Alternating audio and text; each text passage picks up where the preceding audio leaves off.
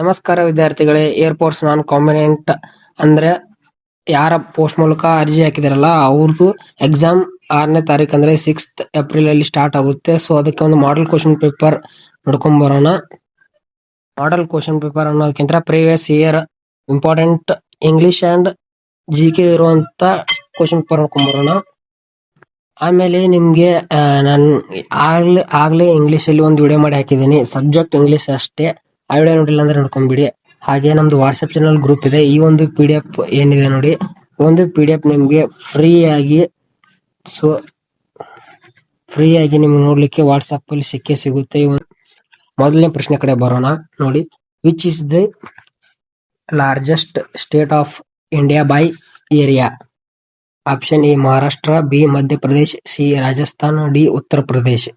So question ಏನ್ ಕೇಳಿದಾರೆ ಅಂತಂದ್ರೆ which is the largest state India ಅಂದ್ರೆ ಇವು ಕೆಳಗಿನವುಗಳಲ್ಲಿ ಅತಿ ದೊಡ್ಡ ರಾಜ್ಯ ಯಾವುದು ಇಂಡಿಯಾದಲ್ಲಿ ಅಂದ್ರೆ ಏರಿಯಾ ವಿಸ್ತೀರ್ಣದಲ್ಲಿ ಕೇಳಿದ್ದಾರೆ. ಸೊ ಇದಕ್ಕೆ ಯಾವುದು ಅಂತಂದ್ರೆ ಉತ್ತರ ರಾಜಸ್ಥಾನ ಆಗುತ್ತೆ, ಆಪ್ಷನ್ ಸಿ. ವಿಸ್ತೀರ್ಣದಲ್ಲಿ ಇವು 4ರಲ್ಲಿ ಮಾತ್ರ, ಇಡೀ ಆಲ್ ಓವರ್ ಇಂಡಿಯಾ ಅಂತ ಕೇಳಿದ್ರೆ ಮತ್ತೆ ಬೇರೆ ಬರುತ್ತೆ. ಸೊ 4ರಲ್ಲಿ ರಾಜಸ್ಥಾನ್ ದೊಡ್ಡ ರಾಜ್ಯ ಆಗಿದೆ. ಹಾಗೆ ಎರಡನೇ ಪ್ರಶ್ನೆ ಕಡೆ ಬರೋಣ ನೋಡಿ. ಎರಡನೇ ಪ್ರಶ್ನೆ, deficiency of vitamin B12 causes with disease ಅಂತ ಕೇಳಿದ್ದಾರೆ. ಅಂದ್ರೆ ವಿಟಮಿನ್ B12 ರಿಂದ ಬರುವಂತ ರೋಗ ಯಾವುದು? ಸೊ ನೋಡಿ 4 ಆಪ್ಷನ್ಸ್ ಇದೆ.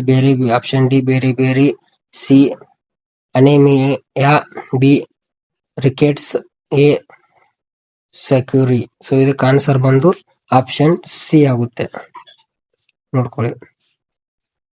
ನಿಮಗೆ ಏರ್ಫೋರ್ಸ್ ನಾನ್ ಕಾಂಬಿನೆಂಟ್ ಅಲ್ಲಿ ಎಕ್ಸಾಮ್ ಬರೋದು ಬಂದು 20 ಮಾರ್ಕ್ಸ್ ಇರ್ತವೆ. 20 ಮಾರ್ಕ್ಸ್ ಅಲ್ಲಿ 10 ಮಾರ್ಕ್ಸ್ ಜಿಕೆ, 10 ಮಾರ್ಕ್ಸ್ ಇಂಗ್ಲಿಷ್. ಈ ಇಂಗ್ಲಿಷ್ ಪೇಪರ್ ಈ ಒಂದು ಎಕ್ಸಾಮ್ ನಿಮ್ಗೆ ಇಂಗ್ಲಿಷ್ ಮತ್ತು ಹಿಂದಿಯಲ್ಲಿ ಎರಡೇ ಲ್ಯಾಂಗ್ವೇಜ್ ಅಲ್ಲಿ ನಡೆಯೋದು. ಸೊ ಇದ್ರದ್ದು ಏನಾದ್ರು ಪೂರ್ತಿ ಮಾಹಿತಿ ಬೇಕಂದ್ರೆ ಒಂದು ವಿಡಿಯೋ ಮಾಡಿ ಆಲ್ರೆಡಿ ಹಾಕಿದ್ದೀನಿ, ಸೊ ಅದನ್ನ ನೋಡ್ರಿ.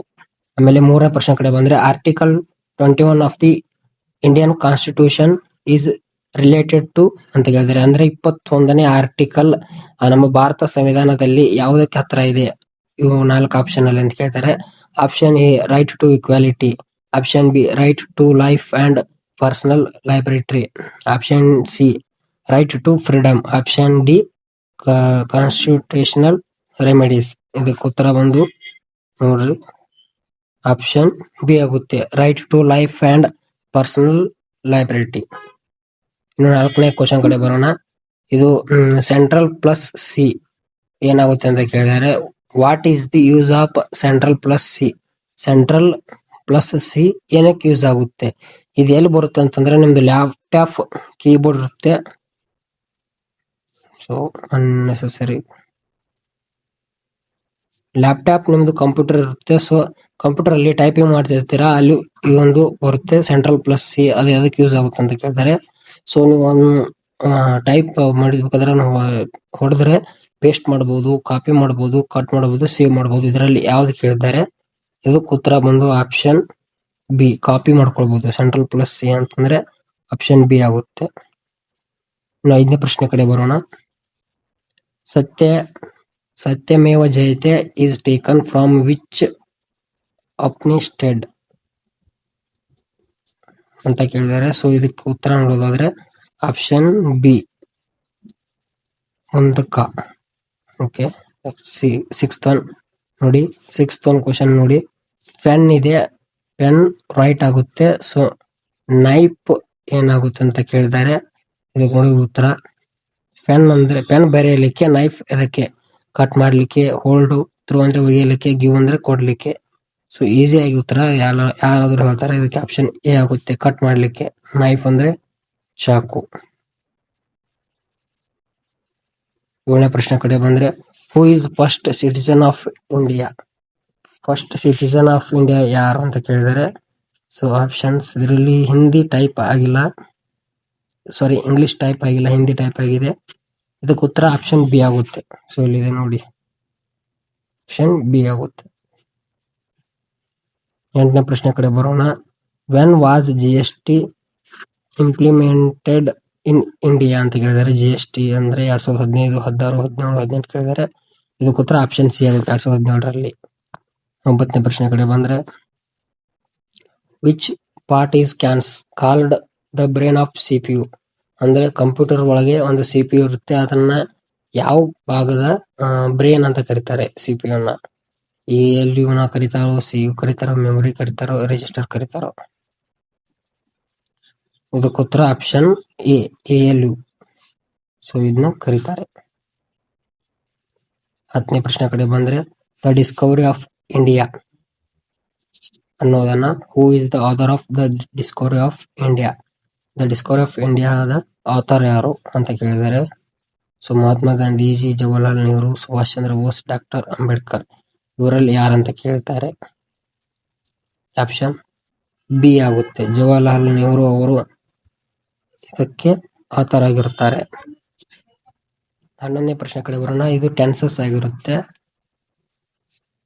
She dash her work before dinner ಅಂತಂದ್ರೆ ಅವಳು ಊಟ ಆಗೋಕ್ಕಿಂತ ಮೊದಲು ವರ್ಕ್ ಮಾಡ್ತಾಳೆ.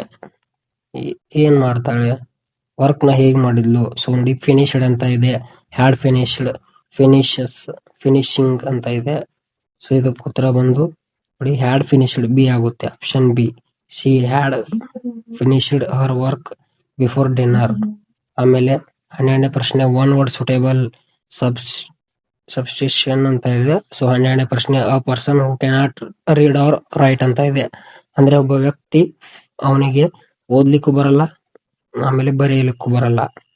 ಸ್ಕಾಲರ್, ಸೊ ಈ ತರ. ಗ್ರಾಜ್ಯುಯೇಟ್ ಅಂದ್ರೆ ಅವನ್ ಡಿಗ್ರಿ ಮುಗಿಸಿದಾನೆ, ಸೊ ಡಿ ಅಂತ ಬರಲ್ಲ. ಇನ್ನು ಇದು ಬರಲ್ಲ, ಇದು ಲಿಟ್ರೇಟ್ ಅಂತಂದ್ರೆ, ಸೊ ಇದು ಹೈಯರ್ ಸ್ಟಡೀಸ್. ಸ್ಕಾಲರ್ ಅಂದ್ರೆ ಇದು ಬರಲ್ಲ, ಸೊ ಆಪ್ಷನ್ ಬಿ ಆಗುತ್ತೆ ನೋಡಿ.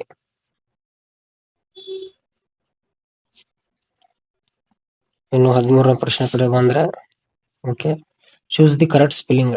ಸೊ ನಿಮ್ಗೆ ಕರೆಕ್ಟ್ ಸ್ಪೆಲ್ಲಿಂಗ್ ಗುರ್ತ ಮಾಡ್ಬೇಕು ನೋಡಿ. ಎನ್ವಿರಾನ್ಮೆಂಟ್, ಇವಷ್ಟು ಸ್ಪೆಲ್ಲಿಂಗ್ ತಪ್ಪಿವೆ. ಸೊ ಇದರಲ್ಲಿ ಯಾವ್ದು ಕರೆಕ್ಟ್ ಅಂತ ನೀವು ಹೇಳ್ಬೇಕು. ಸೊ ಗೊತ್ತಿದ್ರೆ ಕಮೆಂಟ್ ಮಾಡ್ರಿ. ಆಪ್ಷನ್ ಸಿ ಆಗುತ್ತೆ, ಇದೇ ಕರೆಕ್ಟ್ ಆನ್ಸರ್. ಉಳಿದಿದ್ದು ಎಲ್ಲ ಸ್ಪೆಲ್ಲಿಂಗ್ ಮಿಸ್ಟೇಕ್ಸ್ ಇವೆ. ಸಾರಿ, ಎನ್ವಿರಾನ್ಮೆಂಟ್ ಆಪ್ಷನ್ ಎ ಆಗುತ್ತೆ, ಸಿ ಅಲ್ಲ, ಎ ಆಗುತ್ತೆ. ಇದೇ ಕರೆಕ್ಟ್ ಆನ್ಸರ್. ಈ ಉಳಿದಿದ್ದೆಲ್ಲ ರಾಂಗ್ ಇದೆ. 13ನೇದು ಇದೇ ಕರೆಕ್ಟ್, ಎನ್ವಿರಾನ್ಮೆಂಟ್. ಓಕೆ, ಇದು C1 ನೋಡಿ, ಇದು ಬೇರೆ ಆಗುತ್ತೆ. ಓಕೆ, 14ನೇದು ನರೇಶನ್ ಅಂತ ಇದೆ ನೋಡಿ. He said I am tired ಅಂತ ಇದೆ. ಅವನು ಹೇಳ್ತಾನೆ, ನಾನು ತುಂಬಾ ನಾನು ತುಂಬಾ ಸುಸ್ತಾಗಿದ್ದೀನಿ ಅಂತ ಹೇಳ್ತಾವನೆ. ಆಪ್ಷನ್ ಎ ನೋಡಿ, he said that he is tired. ಆಮೇಲೆ option B, he said that he was tired. ಆಮೇಲೆ ಸಿ ನೋಡಿ, he said he was tired. D ನೋಡಿ, he told he was tired. So 4 ಒಂದೇ ತರ ಬರುತ್ತೆ, ಸ್ವಲ್ಪ ಚೇಂಜ್ ಆಗುತ್ತೆ. ಇದಕ್ಕೆ ಉತ್ತರ he said that he was tired. ಅವನು ಹೇಳ್ತಿದ್ದಾನೆ ಅವನಿಗೆ ತುಂಬಾ ಏನದು ಟೈರ್ಡ್ ಆಗಿದ್ದಾನೆ ಅಂತ ಹೇಳ್ತಿದ್ದಾನೆ. ಆಪ್ಷನ್ ಬಿ ಆಗುತ್ತೆ. 15ನೇ ಪ್ರಶ್ನೆಗಳು ಬರೋಣ. Choose the synonym of brave. Synonym ಬ್ರೇವ್ದು ಏನಾಗುತ್ತೆ ನೋಡಿ, ಗೊತ್ತಿದೆ ಕಮೆಂಟ್ ಮಾಡ್ರಿ. 15ನೇದು ಸೊ ಬೋಲ್ಡ್ ಆಗುತ್ತೆ, ಆಪ್ಷನ್ ಬಿ. 16ನೇದು spot the error, he do not like coffee. ಅಂದ್ರೆ ಎರರ್ ಕಂಡು ಹಿಡಿಬೇಕು ನೋಡಿ. He do not like coffee, ಈ ಸೆಂಟೆನ್ಸ್ ಅಲ್ಲಿ he do not like coffee, ಅದರಲ್ಲಿ ಒಂದು ಎರರ್ ಇದೆ, ಅದನ್ನು ಕಂಡು ಹಿಡಿಯಿರಿ. ಓಕೆ, ಯಾವ್ದಾಗುತ್ತೆ ಅಂದ್ರೆ ಡು ನಾಟ್ ಎರರ್ ಇದೆ, ಅದೇ ಆಪ್ಷನ್ ಬಿ ಆಗುತ್ತೆ. 17ನೇ ಪ್ರಶ್ನೆಗಳು ಬರೋಣ. Work hard dash you will fail. ಅಂದ್ರೆ ಕೆಲಸ, ವರ್ಕ್ ಹಾರ್ಡ್, ಗಟ್ಟಿಯಾಗಿ ಕೆಲಸ ಮಾಡ್ರಿ, ಡ್ಯಾಶ್ ಯು ಫೇಲ್. ಆಪ್ಷನ್ ಏನಾಗುತ್ತೆ? 17ನೇ ಪ್ರಶ್ನೆ ನೋಡಿ, ಸಿ ಆಗುತ್ತೆ. Or, work hard or you will fail. Okay, 18ನೇ ಪ್ರಶ್ನೆ, C is dash girl. So ಇದು ತುಂಬಾ easy question. Option B, C is an intelligent girl. 19ನೇ ಪ್ರಿಪೋಸಿಷನ್ ಆಗುತ್ತೆ. He is found dash music. He is found dash music in, on, of, at. ಇದರಲ್ಲಿ ಯಾವ್ದಾಗುತ್ತೆ ಅಂತಂದ್ರೆ option C ಆಗುತ್ತೆ, he is found of music. Okay, synonym ಬಂತು. ನೋಡಿ 20ನೇದು choose synonym of happy. Happy synonym sad, glad, angry, weak. 20ನೇ ಪ್ರಶ್ನೆ ಉತ್ತರ ಬಂದು ಸ್ಯಾಡ್ ಅಂದ್ರೆ ದುಃಖ ಬರಲ್ಲ, ಸೊ ಇದಕ್ಕೆ ಬಿ ಆಗುತ್ತೆ ಗ್ಲಾಡ್. ಇನ್ನು ಐಡಮ್ ಅಂಡ್ ಫ್ರೈಸ್.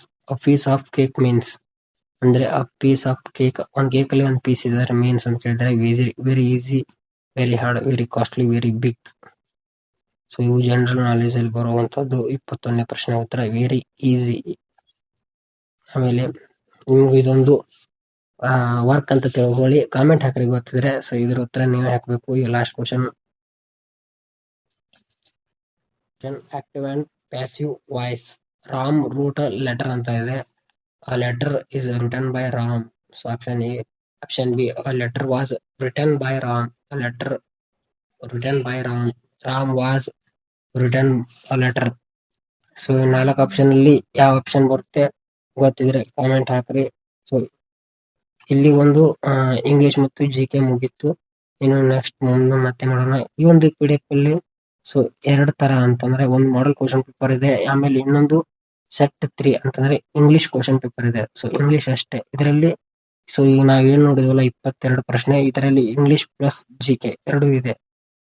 ಆಯ್ತಾ. ಈ ಒಂದು PDF ನಿಮಗೆ ವಾಟ್ಸಪ್ ಅಲ್ಲಿ ಫ್ರೀ ಆಗಿ ಡೌನ್ಲೋಡ್ ಮಾಡಲಿಕ್ಕೆ ಸಿಗುತ್ತೆ. ವಾಟ್ಸಪ್ ಹೇಗೆ ನೀವು ಜಾಯ್ನ್ ಆಗ್ಬೇಕಂದ್ರೆ ಡಿಸ್ಕ್ರಿಪ್ಷನ್ ಅಲ್ಲಿ ಲಿಂಕ್ ಇದೆ. ಸೊ ಕ್ಲಿಕ್ ಮಾಡಿ ಜಾಯ್ನ್ ಆಗಿ ನಮ್ಮ ಈ ಒಂದು ಏನಿದೆ ಯೋಧಸ್ ಚಾನಲ್ನ ಕ್ಲಾಸಸ್ ಸಬ್ಸ್ಕ್ರೈಬ್ ಮಾಡ್ಕೊಂಡು ಪಕ್ಕದಲ್ಲಿರೋ ಬೆಲ್ ಐಕಾನ್ ಆನ್ ಮಾಡ್ಕೊಳ್ಳಿ. ಯಾಕಂದ್ರೆ ನಾನು ಪ್ರತಿಯೊಂದು ಮಾಡಿ ಸೊ ನಿಮ್ಗೆ ಬರಲೇಬೇಕು. ಸಬ್ಸ್ಕ್ರೈಬ್ ಮಾಡ್ಕೊಂಡು ಸಪೋರ್ಟ್ ಮಾಡಿ. Thank you for watching. Jai Hind, ಮತ್ತೆ ಸಿಗೋಣ.